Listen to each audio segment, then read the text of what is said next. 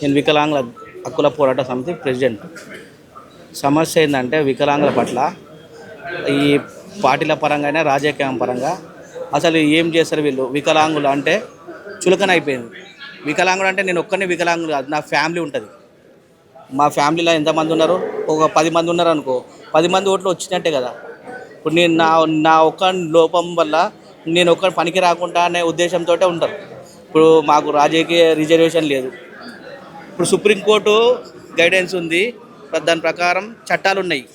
వాళ్ళ చట్టాలు కేంద్రం వరకే, స్టేట్ వరకు వచ్చేవారికి నాకు సంబంధం లేదు. వాళ్ళు బీజేపీ ఇచ్చిన చట్టం మేమెందుకు అమలు పెట్టాలి. వికలాంగుల చట్టాలైనా సరే, రాజకీయ రిజర్వేషన్ అయినా సరే, పెన్షన్లు అయినా సరే, మాకేం అవసరం వికలాంగుల పట్ల అంటే మొండి వైఖరి చేస్తారు.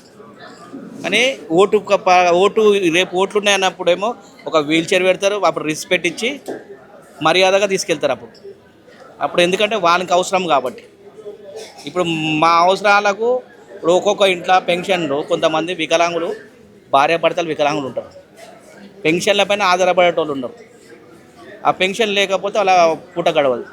నువ్వు టైంకు ఇస్తున్న మాట ప్రకారం 6 గ్యారెంటీలు ఇచ్చినావు. 6 గ్యారెంటీల వికలాంగుల ముందు ఫస్ట్ వికలాంగులకు చేస్తా అది అని అన్నావు.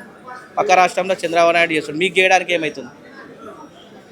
ఇప్పుడు పెన్షన్లు గవర్నమెంట్ పెన్షన్ వాళ్ళకి ప్రతి నెల ఇస్తున్నావు, మా పెన్షన్ వేయడానికి ఏమవుతుంది? మేము దేనికి పనికిరామా?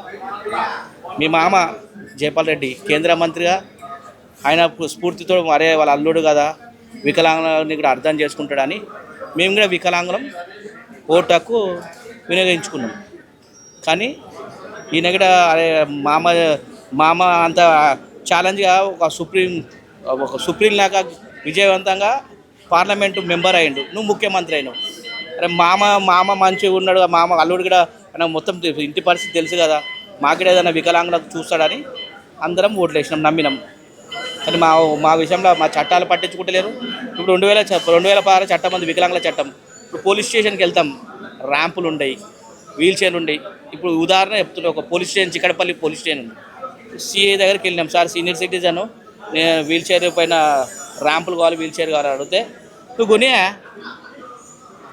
మా చట్టం చెప్తుంది సార్ ర్యాంప్ పెట్టమని, వీల్ చైర్ పెట్టాలి, లిఫ్ట్ ఉండాలంటే నువ్వు కొని నువ్వు చేపియా అని. అదేం సార్ అని మేము డీజీపీ కంప్లైంట్ చేసినాం. ఎవ్వరు మమ్మల్ని పట్టించుకోరు.